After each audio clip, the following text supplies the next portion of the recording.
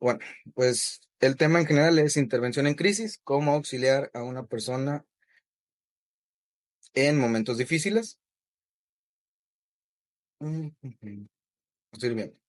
Primero, algo que tuviéramos que hacer es pensar qué es la crisis. Ay, aquí una disculpa, se nos fue. Esto no lo tomen en cuenta. Pero bueno, ¿qué es una crisis? Una crisis es la reacción de una persona ante un evento que se constituye en un estado. Es un evento que se constituye en un estado temporal de desorganización y de necesidad de ayuda, que aparece cuando una persona enfrenta un obstáculo a sus objetivos o expectativas vitales. ¿Por qué es importante cómo definimos la crisis?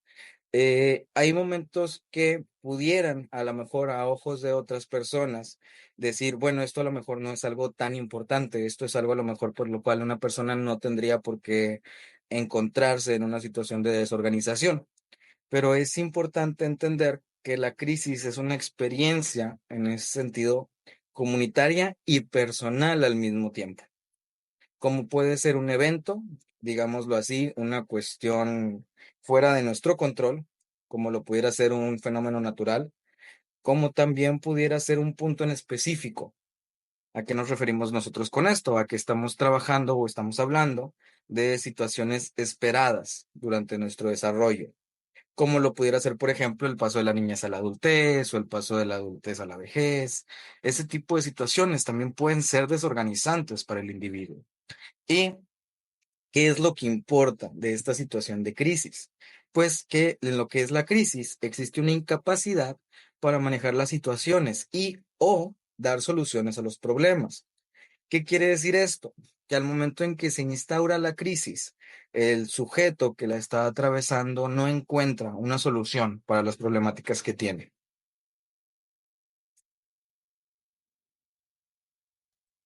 Una disculpa. Y entonces, lo que ocurre es que puede iniciar lo que se conoce como visión de túnel, que lo que permea al momento que esto ocurre es que el sujeto se fija tanto en el problema que las soluciones simplemente no aparecen como, digámoslo así, cosas posibles. Ok. Ya con eso, ¿qué tipo de crisis nosotros podemos decir que existen? Tenemos primero, como les había mencionado, lo que son las crisis del desarrollo.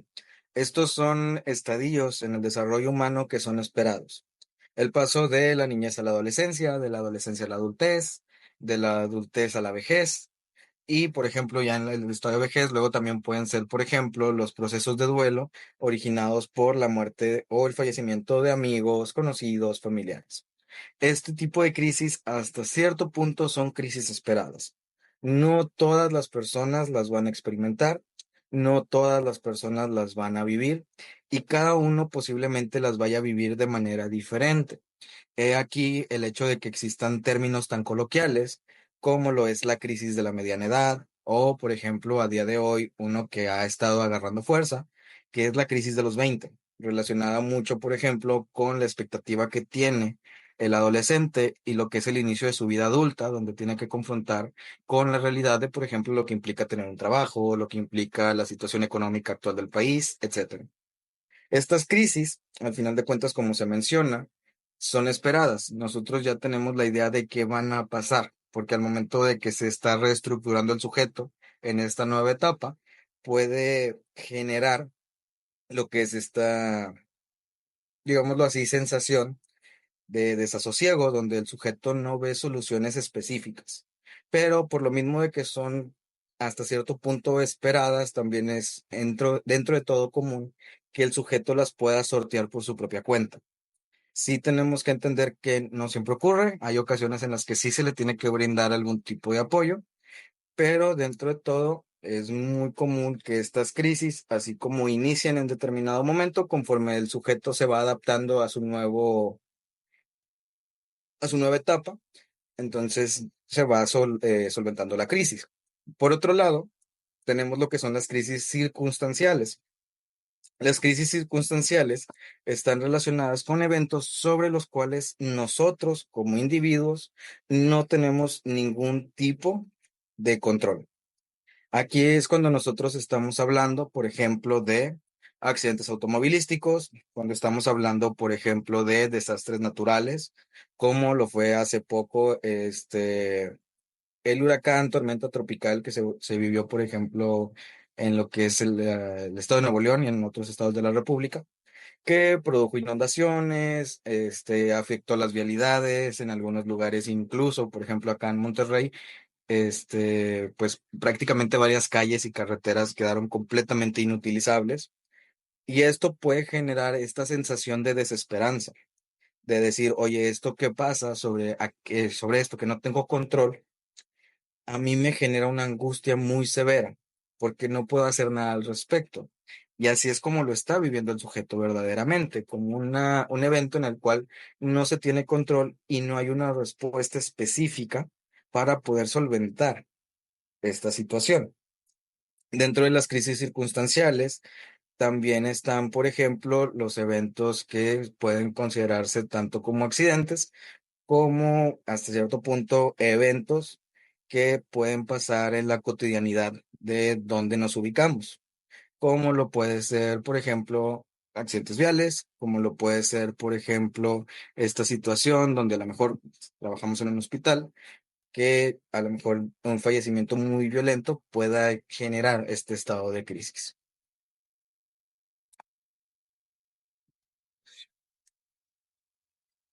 Ahora, ¿cómo podemos nosotros entonces identificar la crisis? ¿Qué características nosotros podemos ir encontrando en las personas que pudieran estar atravesando por este evento? Y de esta manera nosotros poder decir, va, este sujeto está atravesando por una crisis, ¿yo qué puedo hacer? Primero, vamos a encontrar lo que son cambios en lo que es la actitud del sujeto.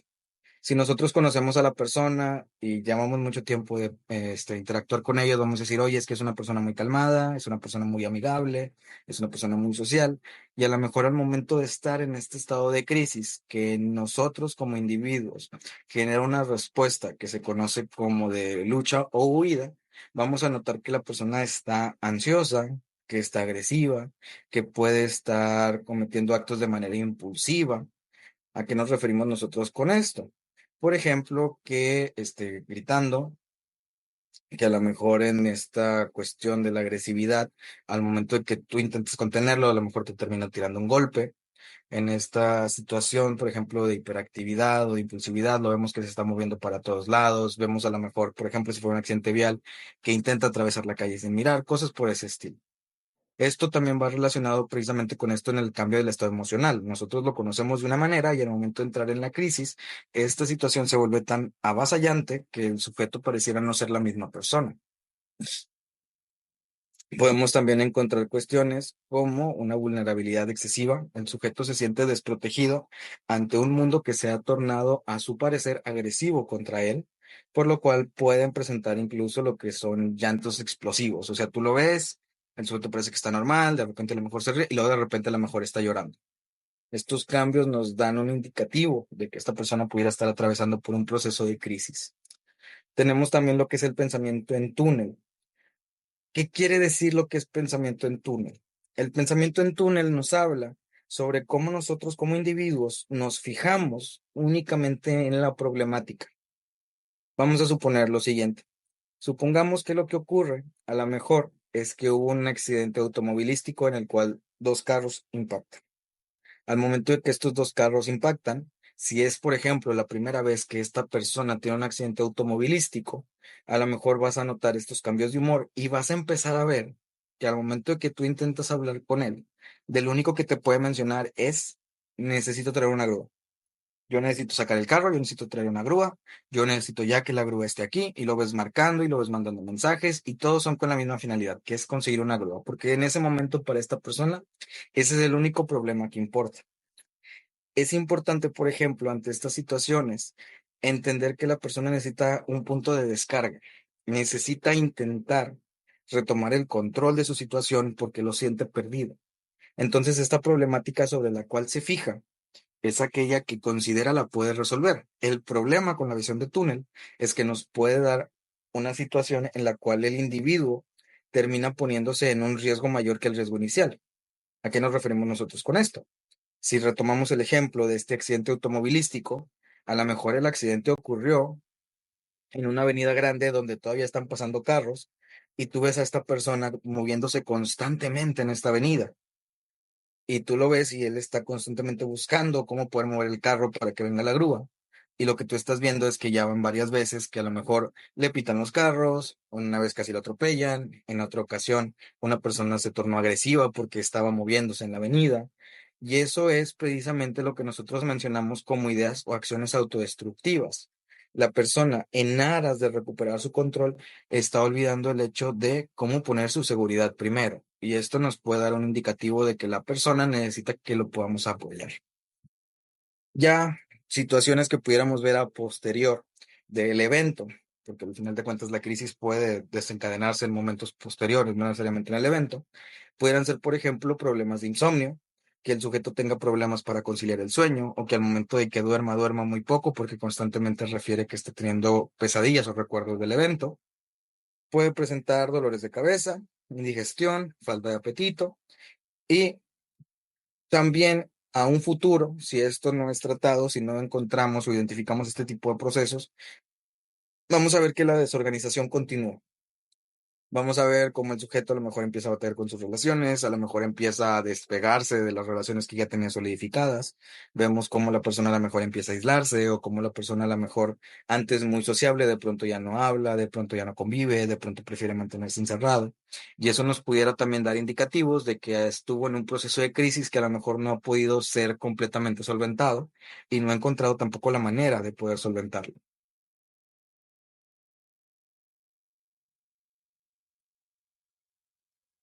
Ahora, ¿a qué nos referimos nosotros, por ejemplo, cuando hablamos de factores de riesgo? Los factores de riesgo son aquellos factores que nosotros consideramos pueden hacer que una persona tenga más o menos posibilidad de entrar en crisis. Usualmente, cuando hablamos de factores de riesgo, nos encontramos con su contraparte, que son aquellos factores de protección.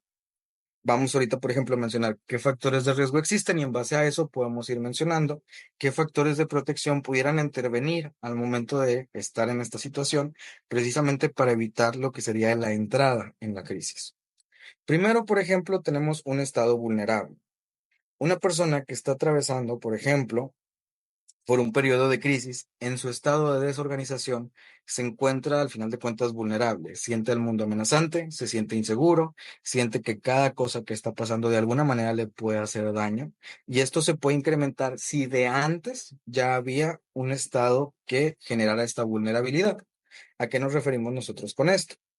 Si la persona, por ejemplo, a lo mejor tenía un problema económico, a lo mejor, no sé, recientemente perdió el trabajo, y luego resulta que va y choca, eso es un estado vulnerable porque él en este momento no tiene cómo solventar ese accidente.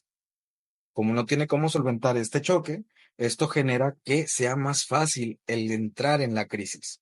Vemos que ya hay una predisposición anterior a. O supongamos, por ejemplo, a lo mejor tenemos una persona que constantemente pierde el trabajo por X o Y motivo. Inicia un trabajo nuevo, resulta que todo está yendo bien y a lo mejor ese accidente evita que pueda llegar, digámoslo así, a tiempo a su trabajo y él siente entonces que lo puede perder. Tenemos entonces ya una vulnerabilidad anterior a el evento. El sujeto se siente inseguro respecto a su situación laboral y esto incrementa su estado de estrés o de angustia y eso puede desencadenar la crisis. Tenemos, por ejemplo, un evento peligroso. En un evento peligroso nos referimos a todo este entorno ambiental que pudiera generar el estado de crisis. Voy a hablar ahorita a lo mejor de una situación que si no todos son de Monterrey, a lo mejor no me van a entender, pero por ejemplo, al final de cuentas, creo que todos conocemos alguna que otra colonia que consideramos peligrosa. Aquí en Monterrey tenemos lo que es la Colonia Independencia, que muchos años se consideró una colonia muy peligrosa o una zona roja por culpa del crimen organizado. Entonces, en esta colonia constantemente había eventos que eran de índole violenta y que hacían que la gente se sintiera muy ansiosa. O había incidentes con armas de fuego, o había robos, o había lo que se conoció en su momento como secuestro express, ¿Qué pasa con estas situaciones? Todas estas situaciones ya están en lo que es, digamos así, el conocimiento de la gente, ya se sabe que ocurren. Entonces, estos eventos generan una predisposición de, yo ya sé que esto pasa. Entonces, a lo mejor yo voy caminando por la calle, resulta que alguien lanza un cohete y el cohete me asusta, porque yo estoy pensando que está ocurriendo otra situación, porque conozco de estos eventos peligrosos y sé que como estos eventos existen, es posible que estos eventos me pasen. Este tipo de cosas también pueden ser desencadenantes de crisis, porque lo que vamos viendo es que existe ya una historia detrás que hace que la persona esté más o menos protegida ante estas situaciones. Y por último, por ejemplo, tenemos lo que es el estado de shock. El estado de shock es lo que ocurre posterior al evento. Es cuando el sujeto ya se encuentra, digámoslo así, atravesando por el evento y entonces al momento de salir, el sujeto desorganizado no sabe cómo responder. Al no saber cómo responder y luego ser avasallado por todo lo que está ocurriendo, puede que el sujeto ya no logre organizar de nuevo todas sus ideas, todos sus pensamientos, todas sus emociones, que no logre procesar precisamente el evento que está pasando y eso pueda generar lo que es la crisis.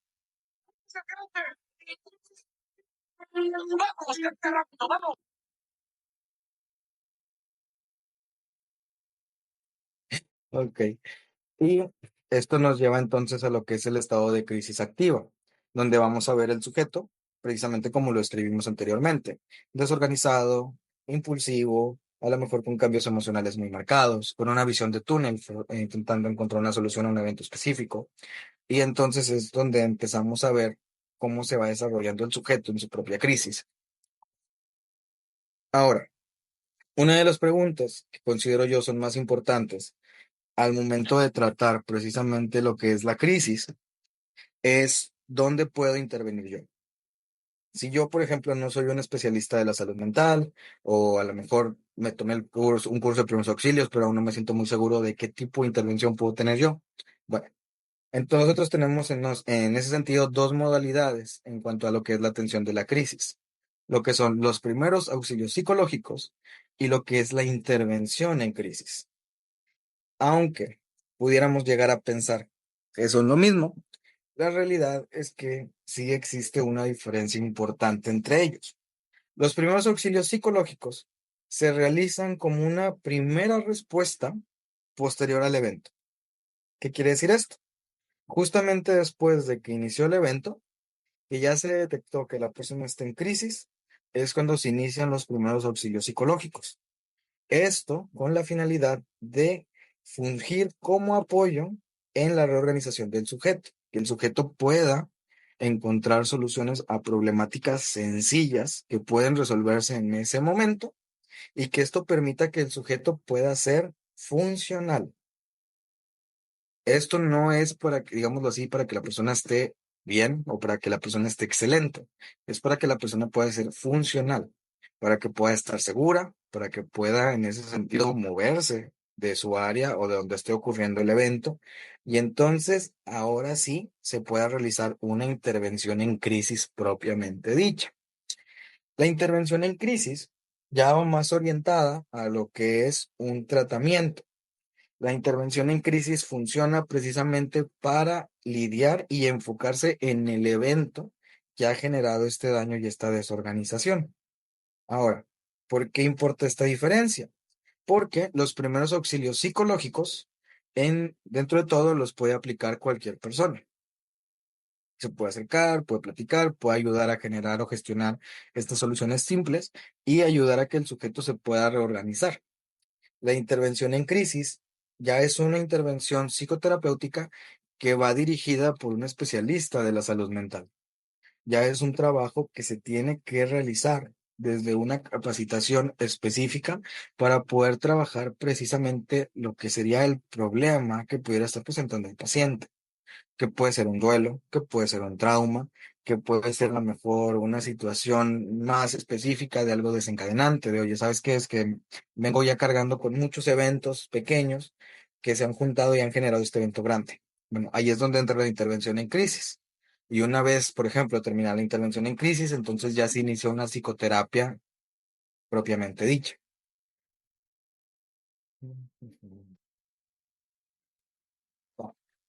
Ahora, como último punto a tratar, si quisiera yo que pudiéramos hablar entonces de qué son los primeros auxilios psicológicos y qué función tienen estos. Primero, primeros auxilios psicológicos. ¿Qué función tienen? La función de los primeros auxilios psicológicos es un alivio en lo inmediato. ¿A qué nos referimos con esto? A que tenemos el evento, tenemos la persona afectada y lo que también tenemos es una persona que se puede poner en riesgo y lo que tenemos que hacer es disminuir toda esa angustia, todo ese malestar, para que entonces la persona pueda posteriormente recibir un tratamiento psicológico. ¿Qué se busca al momento que nosotros generamos este alivio? Buscamos reducir el peligro y potenciar la motivación. ¿Qué quiere decir esto? Si la persona, por ejemplo, se está exponiendo a algún daño, al momento que nosotros hacemos esta intervención de primeros auxilios psicológicos, lo que buscamos es que este posible peligro que puede estar presente en el entorno o en el mismo sujeto se reduzca, que el sujeto ya no lo eleve más, que el sujeto vea que puede generar otro tipo de soluciones a pequeños eventos y que esto motive para que el sujeto pueda entonces decir, va, si esto es posible, podemos entonces trabajar todavía lo demás. ¿Qué necesitamos al momento de atender con primeros auxilios psicológicos? Una comprensión del desequilibrio. Es importante entender que el sujeto está desorganizado, que el sujeto acaba de atravesar por un evento que para él es tan grande que no puede lidiar con ello. Entonces vamos a tener un sujeto ansioso, un sujeto angustiado, un sujeto que constantemente se está moviendo, intentando encontrar una respuesta, y que en este desequilibrio es donde pueden ocurrir precisamente los accidentes o incluso los daños.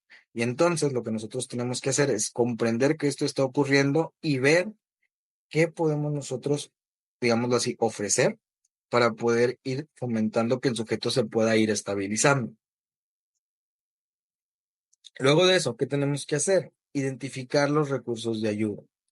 Esto es un proceso con el entorno. Si nosotros estamos viendo que el sujeto tiene una problemática, ¿de qué forma se le puede ayudar? Supongamos, por ejemplo, está el choque, el sujeto dice, yo necesito una grúa, yo necesito hablar con alguien, yo necesito hacer esto. Bueno, ¿qué podemos hacer? Ah, aquí hay un teléfono, ¿a quién quieres hablar? Dime cuál es el número, te ayudo a marcarlo. Ah, mira, ya está sonando, aquí está, ya. Le prestamos el celular para que pueda hablar. Ya desde ahí pudiéramos estar haciendo una intervención en crisis, porque eso le permite al sujeto estar generando respuestas cortas a problemáticas sencillas. Y esto permite que se vaya reestructurando y al momento, por ejemplo, de entrar en contacto con esta persona que buscaba, esto todavía ayuda a disminuir más la angustia. ¿Qué podemos hacer también? Iniciar nuevas formas de afrontar lo sucedido. Es importante entender dos aspectos aquí. El primero, hay que saber qué tipo de respuestas se pueden dar. En estos momentos, cuando el sujeto está en crisis, hay ocasiones en que él no quiere respuestas en específico.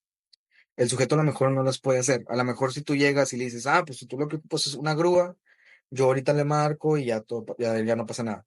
Y el sujeto dice, no, es que le tengo que marcar yo, es que yo tengo que sacar mi número del seguro, es que yo tengo que hacer esto y esto. O sea, a lo mejor por su nivel de desorganización, que tú llegues y le des respuestas no le beneficia. Pero a lo mejor le puedes decir, ah, bueno, o sea, ¿cuál es el problema? No, pues es que no puedo marcar esto, lo otro. Ah, bueno, yo te ayudo a marcar, dime cuál es el número.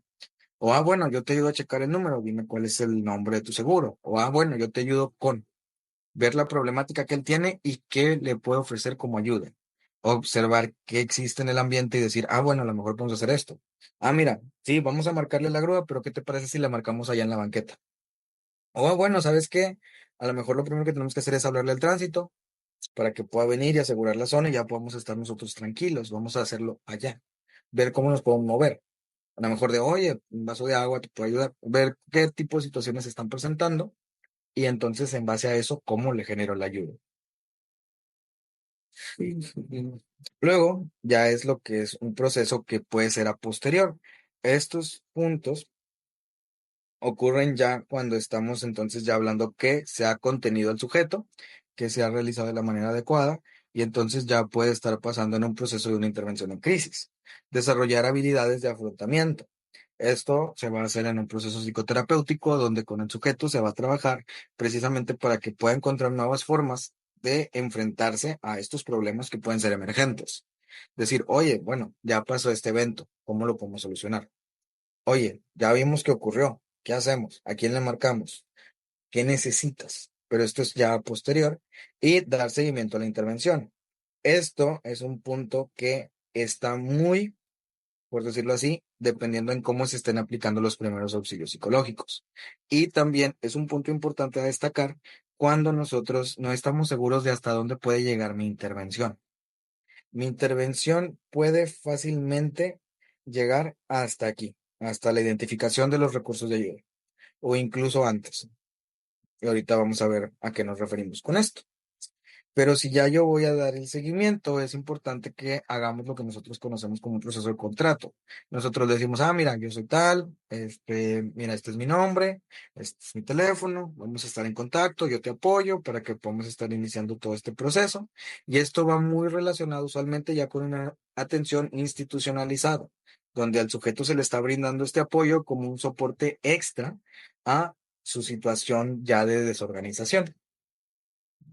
Ahora, si eso es lo que nos proporcionan los primeros auxilios psicológicos, vamos a ver cómo se aplican.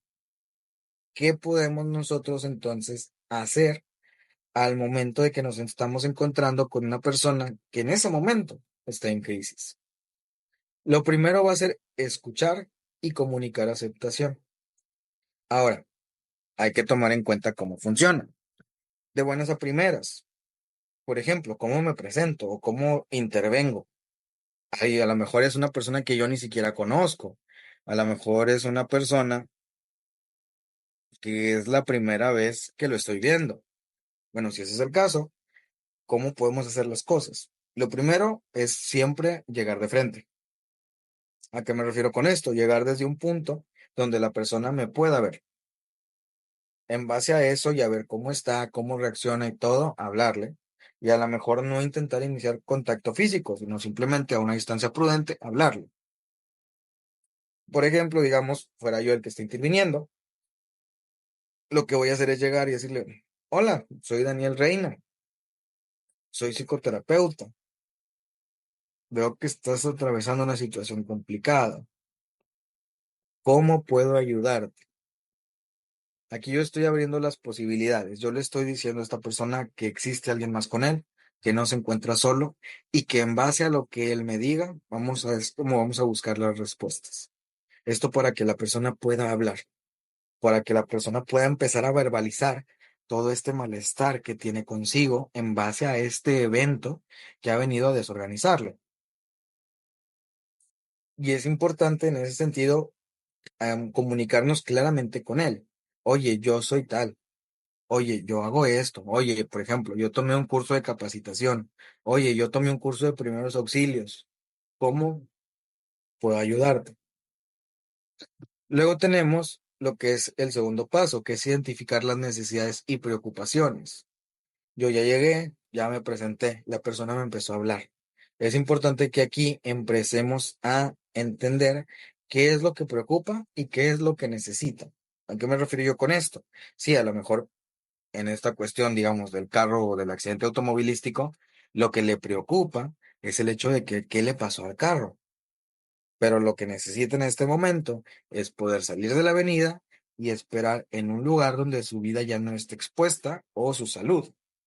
Si ese es el caso, al momento de que yo lo escucho, puedo empezar a trabajar precisamente eso de, ok, entiendo que claro es una preocupación importante. En este momento, por ejemplo, a lo mejor ya llegó tránsito, tránsito nos está ayudando, entonces vamos a movernos hacia la banqueta, donde vamos a poder estar seguros y poder seguir platicando. Ahí estamos atendiendo a dos cosas. Estamos atendiendo a su preocupación, que es cómo está su carro, en este caso, y también a su necesidad, que es la de estar en un lugar seguro para su integridad física o su vida. Bueno, ya vimos las necesidades, ya vimos las preocupaciones y entonces vamos a analizar las posibles soluciones a las necesidades y a las preocupaciones. A la necesidad, movernos a la banqueta. a la preocupación, el carro, va. ¿Con quién quieres hablar? ¿Quieres hablar con la grúa? ¿Quieres hablar con un familiar? ¿Quieres hablar con el seguro? Y en base a eso ir buscando cómo lo podemos solucionar. Mira, aquí hay un teléfono, o mira, acá hay un teléfono público, o mira, podemos hablar con tal persona para que nos permita comunicarnos. Esto lo que hace es facilitar a la persona y entender qué opciones existen. Y a través de presentarle opciones sencillas que resuelven su problema en lo que es lo cotidiano, eso le puede facilitar el poder irse reorganizando del poco a poco, poder ir recobrando este sentido de, sí se puede hacer algo y vemos que lo estamos solucionando. Ahora, es importante que las acciones sean acciones concretas. ¿A qué me refiero yo con esto? Si la persona dice necesito hablar y tú le preguntas, bueno, ¿con quién? A lo mejor lo que va a pasar es que la persona se va a desorganizar más porque va entonces a empezarse a preguntar ¿con quién hablo? Hablo con mi mamá, hablo con mi papá, hablo con mi hermano, le hablo a mi amigo, ¿a quién le hablo? O sea, ya no sé ni a quién le quiero hablar. Pero si empezamos a dar respuestas concretas, eso facilita para la persona el poder dar soluciones a sus problemas. Oye, es que quiero hablar con alguien. Bueno, aquí estoy yo, vamos a platicar. Esa es una respuesta concreta. Le estamos diciendo que aquí hay un individuo ya presente con el que puede hablar. Y a lo mejor cuando hacemos esto, él dice, no, es que quiero hablar con mi papá. Bueno, si lo que quieres es hablar con tu papá, mira, te puedo prestar mi celular, dime cuál es su teléfono y ya de aquí le marcamos para que puedas hablar con él. Son soluciones específicas, rápidas y sencillas a sus problemáticas, para que puedan ser resueltas en ese momento. Esto, al final de cuentas, lo que se busca es poder facilitar que el sujeto se reorganice. Ya una vez, por ejemplo, que ya llegó la grúa porque le pudimos hablar, que ya habló con su papá y eso lo hizo sentir más seguro, que ya se encuentra más estable porque vio que el problema sí se está solucionando, ahora sería dar seguimiento al progreso. ¿Cómo se encuentra? ¿Ya está tranquilo? ¿Está hablando más tranquilo? ¿Ya no está poniéndose en riesgo? ¿Ya se siente más seguro? Ya con eso nosotros podemos decir que la persona se encuentra tranquila y podemos a lo mejor pensar en qué sigue después. ¿Será innecesario iniciar un proceso de psicoterapia? A lo mejor será necesario darle una canalización a la persona. A lo mejor puedo yo como individuo civil llegar y decirle, oye, yo conozco un buen psicólogo, te presto su número, pues si tú quieres le hablas. Pero ahí le estamos dando ya las opciones al sujeto. Mm.